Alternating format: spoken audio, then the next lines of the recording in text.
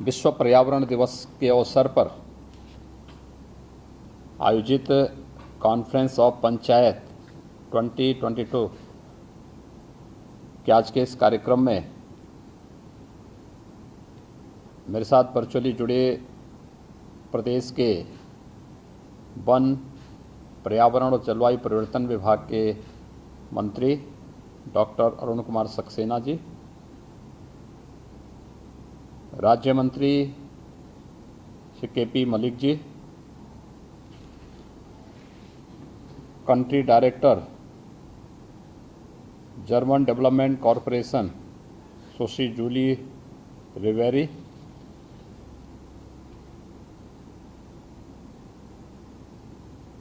Director corporation Swiss development corporation Shri Jonathan Dimons, Padma Shri Shri Shyam Sundar Paliwal, Padmashri Shri Satpal Singh ji, सौर ऊर्जा ग्राम पल्ली जम्मू से पधारे श्री रणधीर जी, गोरखपुर जंगल कौड़िया से श्रीमती प्रेमशीला जी, विभाग के अपर मुख्य सचिव श्री मनोज सिंह जी और उपस्थित सभी इस महत्वपूर्ण कॉन्फ्रेंस में उपस्थित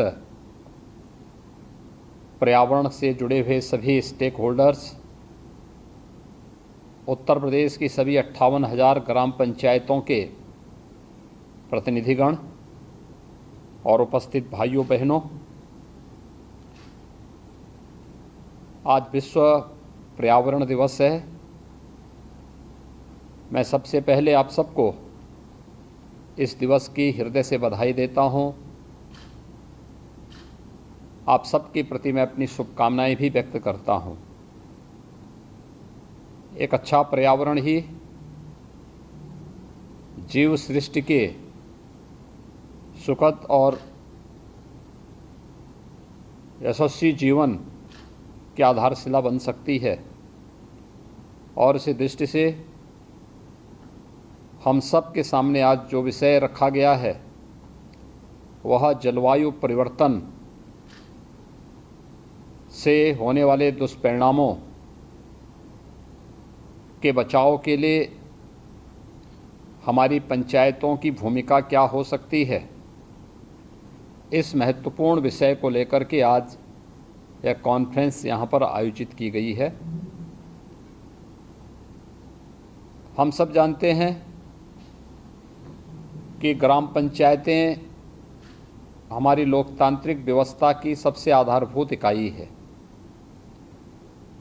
अगर ग्राम पंचायत स्तर पर यानी अगर हम इस इकाई को मजबूत कर लें तो बहुत सारी चीज़ें अपने आप ही प्रभावी ढंग से आगे बढ़ती हुई दिखाई देंगे। लेकिन अगर हम शासन स्तर पर बड़ी बड़ी योजनाएं बनाते रहें और आधारभूत इकाई उससे अनभिज्ञ रहे तो उन योजनाओं को शासन स्तर पर बनाने का कोई भी परिणाम सामने नहीं आने वाला है। और इसीलिए सबसे छोटी इकाई को इसके साथ जोड़ते हुए आज इस महत्वपूर्ण कॉन्फ्रेंस का आयोजन किया गया है। मैं इसके लिए पर्यावरण, वन एवं जलवायु परिवर्तन विभाग के अपने सभी अधिकारियों को और सभी स्टेक होल्डर्स को मैं इस अवसर पर हृदय से धन्यवाद देता हूं, जिन्होंने आज के इस संवाद के माध्यम से जलवायु परिवर्तन के प्राकृतिक कारणों के साथ साथ जो कृत्रिम कारण हैं उन सब पर प्रभावी नियंत्रण के लिए आज अपने पंचायत प्रतिनिधियों को भी इसके साथ जोड़ने का कार्य किया है। हम सब जानते हैं कि देश के अंदर सबसे अधिक ग्राम पंचायतें उत्तर प्रदेश में हैं। 58,000 से अधिक ग्राम पंचायतें और उत्तर प्रदेश जैसे राज्य में जहां पर 70% आबादी हमारी अभी भी ग्रामीण क्षेत्र में निवास करती है। उन पंचायतों की एक बड़ी भूमिका होने जा रही है और विगत 5 वर्ष के दौरान हमारी सरकार ने इस दिशा में कुछ महत्वपूर्ण कदम भी उठाए। 5 वर्ष में 100 करोड़ से अधिक वृक्षारोपण का कार्यक्रम हम लोगों ने वन विभाग के साथ मिलकर के सभी अंतर विभागीय समन्वय के माध्यम से प्रदेश के अंदर संपन्न किए थे। मुझे याद है जब 2017 में हम लोगों ने वन महोत्सव के अवसर पर प्रदेश में वृक्षारोपण के बड़े कार्यक्रम को अपने हाथों में लिया था, तो हमारे पास क्षमता मात्र 5 करोड़ वृक्षारोपण की ही थी। और मुझे प्रसन्नता है कि आज उत्तर प्रदेश में हमारे पास 35 करोड़ वृक्षारोपण प्रतिवर्ष करने की क्षमता हम अर्जित कर चुके हैं। लेकिन केवल ये वृक्षारोपण करना मात्र नहीं है, जलवायु परिवर्तन के कारकों पर प्रभावी अंकुश लगाने वाले ऐसे वृक्षारोपण को हमें प्रोत्साहित करना होगा जो जलवायु परिवर्तन को रोकने में और जलवायु सापेक्ष भी हो सकें। लोगों को जलवायु परिवर्तन के कारकों को नियंत्रित करने में प्रभावी भूमिका का निर्वहन भी कर सकें और इस देश से भारतीय मनीषा से बढ़कर के जलवायु परिवर्तन के दुष्परिणामों के बारे में जागरूकता पैदा करने के दूसरे माध्यम और देखने को नहीं मिलते, क्योंकि हमने तो हर एक कार्य को अपनी पवित्र आध्यात्मिक परंपरा के साथ जोड़ करके देखा है। कौन सी ऐसी वनस्पति है जिसको हमने अपने सामान्य आध्यात्मिक और धार्मिक आयोजनों के साथ न जोड़ा हो। हमारी तो मान्यता यही रही है कि कोई भी वनस्पति ऐसी नहीं जो हमारे लिए औषधीय गुणों से भरपूर न हो। और उस सब के बावजूद वर्तमान में भौतिकता के पीछे जाने वाली मानवता किस हद तक जाकर के आज स्वयं के अस्तित्व के साथ खिलवाड़ कर रही है। आज जलवायु परिवर्तन के दुष्परिणामों को हम उसके माध्यम से देख सकते हैं। इसके कारण न केवल जीव सृष्टि के सामने बल्कि जीव और जंतु दोनों के अस्तित्व के सामने एक भारी संकट भी खड़ा हुआ है। आप देख रहे होंगे असमय अतिवृष्टि का हो जाना, असमय सूखा पड़ जाना और जो फसल चक्र है इस पे भी इसका बुरा असर पड़ना, नई बीमारियों का आना और भी तमाम कारण इसके दुष्परिणाम हम सब के सामने देखने को मिल रहे हैं। प्रदेश सरकार ने आदरणीय प्रधानमंत्री जी की प्रेरणा से जो कार्यक्रम बनाए हैं, पिछले 5 वर्षों के अंदर हम लोगों ने 100 करोड़ से अधिक वृक्षारोपण किया। प्रदेश के अंदर 100 वर्ष से ऊपर के जितने भी वृक्ष हैं उन्हें विरासत वृक्ष के रूप में चिन्हित करके उनके व्यवस्थित संरक्षण की भी एक कार्य योजना लागू की है। और मैं आह्वान करूंगा वन विभाग के साथ साथ उन सभी विभागों का कि जो 100 करोड़ वृक्ष हम लोगों ने विगत 5 वर्ष के अंदर प्रदेश के अंदर रोपे हैं, उनकी सुरक्षा करना। किन्हीं कारणों से अगर कोई वृक्ष नष्ट हो चुका है, कोई पौधा नष्ट हुआ है, उसकी जगह दूसरा लगाना, फिर उसके संरक्षण की व्यवस्था करना और इसके क्लस्टर विकसित करते हुए हम प्रदेश में वन आच्छादन की स्थिति को जितना अधिक कर पाएंगे वह प्रदेश के हित में उतना ही अच्छा होगा। दूसरा, जो हम लोगों ने विरासत वृक्ष के अभियान को आगे बढ़ाया था, हमारा प्रयास होना चाहिए कि इसको हम और तेज कर सकें।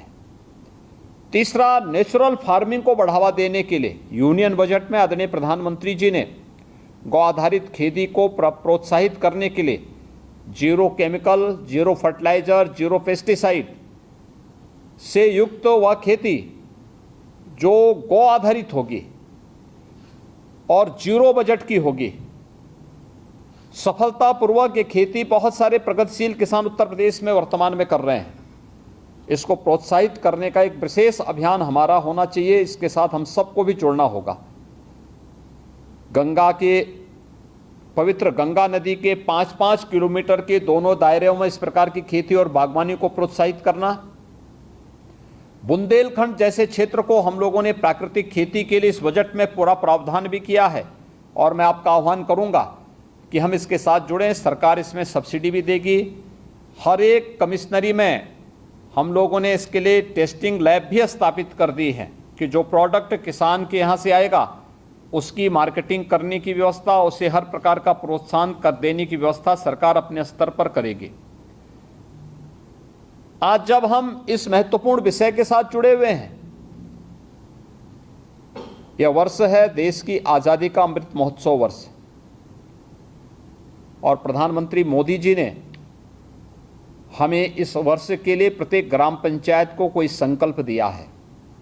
वह संकल्प है हर ग्राम पंचायत में 2 अमृत सरोवर बनाने का और कम से कम जनपद में, हर जनपद में कम से कम 75, यानी जहां बड़े नगर निकाय हैं वहां नगर निकाय में 75 अलग बनाए जाने हैं, ग्रामीण क्षेत्र में 75 अलग अमृत सरोवर बनाए जाने हैं। हमारा प्रयास हो जितने भी हमारे ग्राम प्रधानगण हैं, ग्राम प्रतिनिधिगण हैं, उन सब से मेरी अपील होगी कि हर ग्राम पंचायत में 2-2 अमृत सरोवर का निर्माण करना। अमृत सरोवर एक ऐसा सरोवर जो शुद्ध जल का एकत्रीकरण का माध्यम बने। इसको आप क्या कर सकते हैं? अमृत सरोवर के चारों ओर व्यापक पैमाने पर वृक्षारोपण करना। अमृत सरोवर का पानी, अमृत सरोवर का जल कहीं भी प्रदूषित न होने पाए, इसकी व्यवस्था देना। अमृत सरोवर के चारों ओर बागवानी को बढ़ावा देना। वहां पर तिरंगा लगाना, अपने आन मान शान के प्रतीक राष्ट्रीय ध्वज को राष्ट्रीय पर्वों पर फहराने की व्यवस्था करवाना। गांव के किसी स्वतंत्रता संग्राम सेनानी से, किसी शहीद परिवार से या कोई भी ऐसे महानुभाव से 15 अगस्त, 26 जनवरी, 2 अक्टूबर को ध्वजारोहण की कार्रवाई के साथ उसे जोड़ना, जिसका व्यक्तित्व गांव के लिए, वर्तमान और भावी पीढ़ी के लिए प्रेरणादायी हो। उनके माध्यम से उस कार्यक्रम को आगे बढ़ाना। मॉर्निंग वॉक पर जब लोग जाएं तो उस अमृत सरोवर के पास जाएं, वहां पर बैठ करके, उसके किनारे बैठ करके बेंच आदि लगा करके बैठने की व्यवस्था हो। अच्छे विषय पर गोष्ठी की जा सके। योग दिवस के अवसर पर योगासन के कार्यक्रम और योगिक क्रियाओं को लोग वहां पर प्राणायाम आदि की क्रियाएं, योगासन आदि की क्रियाओं को वहां संपन्न कर सकें। इस दृष्टि से उस पूरी व्यवस्था को उसके साथ जोड़ना। अमृत सरोवर इस रूप में विकसित करने की कार्रवाई, एक तो हमें प्रत्येक ग्राम पंचायत में कम से कम 2-2 अमृत सरोवर बनाए जाने हैं और मैं आह्वान करूंगा, बहुत सारे ग्राम पंचायतों ने इस कार्यक्रम के साथ अपने आप को जोड़ा है और जो बचे हुए हैं वे भी तेजी के साथ इस कार्यक्रम को करें। गांव में बहुत सारी बीमारियां समाप्त हुई हैं स्वच्छ भारत मिशन से।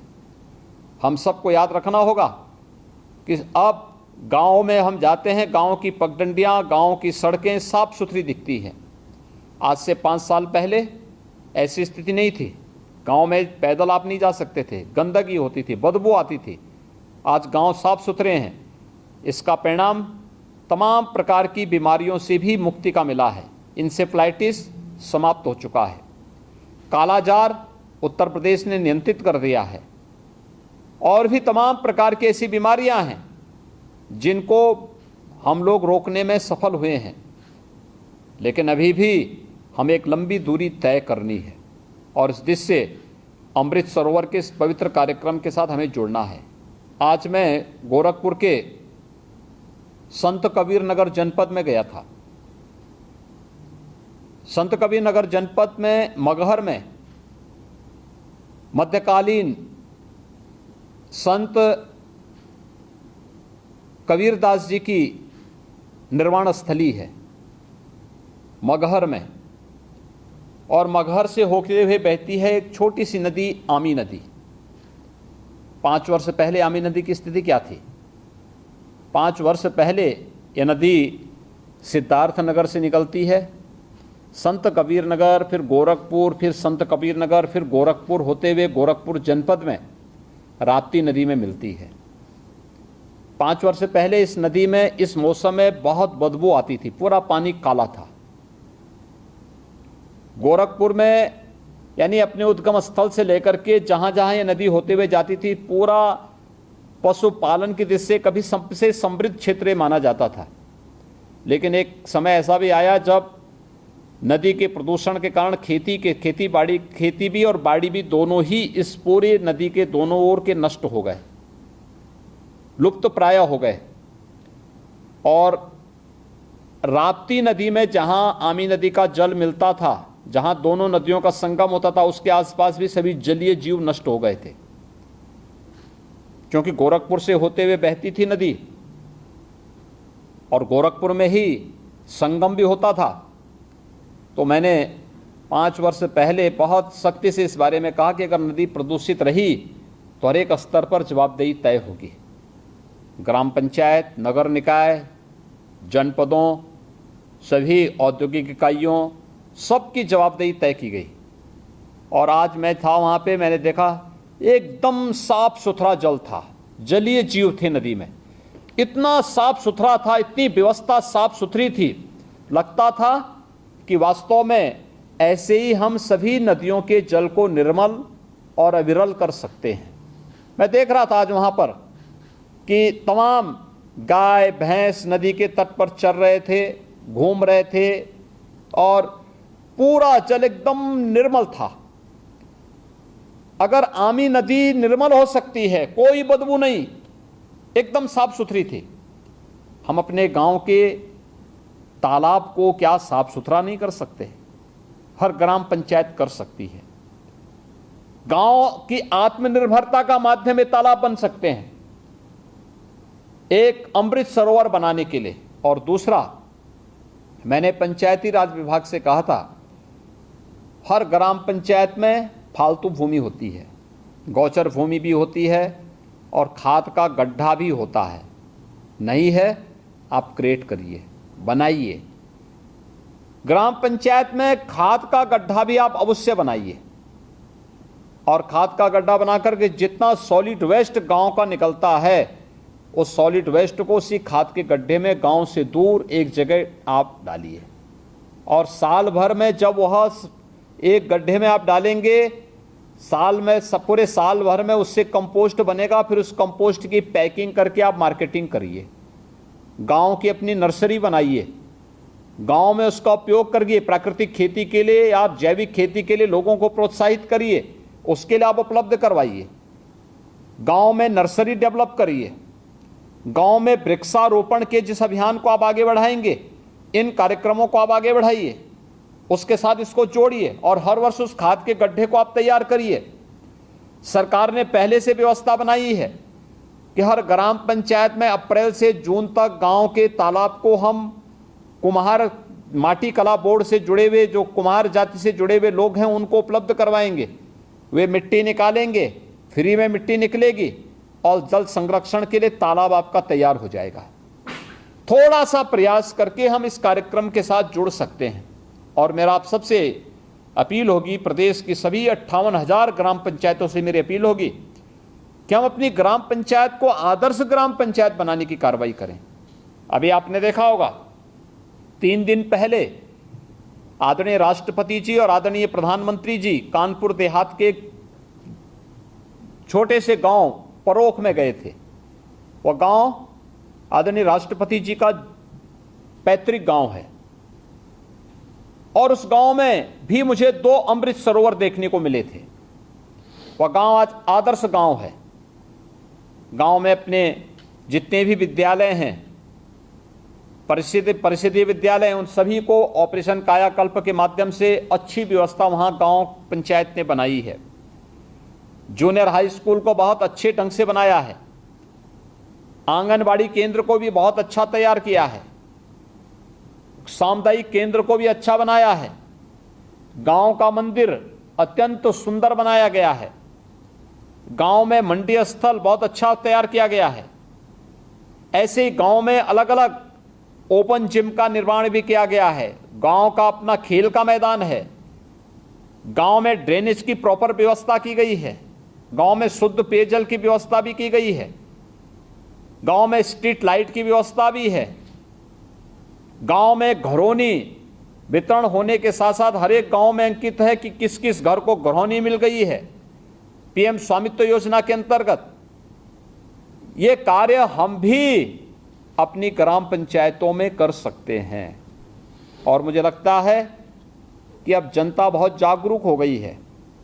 कोई कार्य करेगा तो जनता उसके कार्यों को उसी रूप में रेखांकित भी करती है, एप्रिशिएट भी करेगी और फिर उसी के अनुरूप उसको आने वाले समय में वोट भी देगी। और मेरी सभी ग्राम पंचायतों से अपील होगी कि वे इन सभी कार्यक्रमों के साथ अपने आप को जोड़ें। आज शासन की अनेक योजनाएं हैं जिन योजनाओं के माध्यम से हम ग्राम पंचायतों को जोड़ रहे हैं। खासतौर पर हर ग्राम पंचायत में ग्राम सचिवालय के निर्माण की कार्रवाई, हर ग्राम पंचायत ओडीएफ हम पहले ही घोषित कर चुके हैं, ओडीएफ प्लस के लक्ष्य को प्राप्त कर चुकी हैं। हर ग्राम पंचायत में एक एक सामुदायिक शौचालय भी बनाया गया है। हर ग्राम पंचायत के सामुदायिक शौचालय के व्यवस्था का संचालन गांव के ही किसी स्वयं महिला स्वयंसेवी समूह को दिया गया है।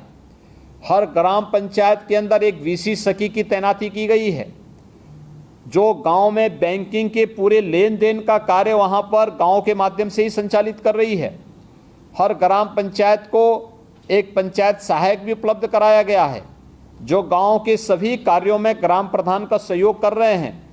ग्राम पंचायत की किसी भी कार्य योजना को बाधित न होना पड़े, इसके लिए हम लोगों ने व्यापक व्यवस्था उसके साथ जोड़ी हुई है। यानी सरकार हर स्तर पर आपको प्रोत्साहित करना चाहती है और हमारा प्रयास है कि हर ग्राम पंचायत को ऑप्टिकल फाइबर की व्यवस्था के साथ जोड़ करके हर ग्राम पंचायत में जाति प्रमाण पत्र, मूल निवास प्रमाण पत्र, आय प्रमाण पत्र और भी अन्य ऐसे प्रमाण पत्रों की व्यवस्था गांव के साथ ही प्रत्येक नागरिक को उपलब्ध हो सके।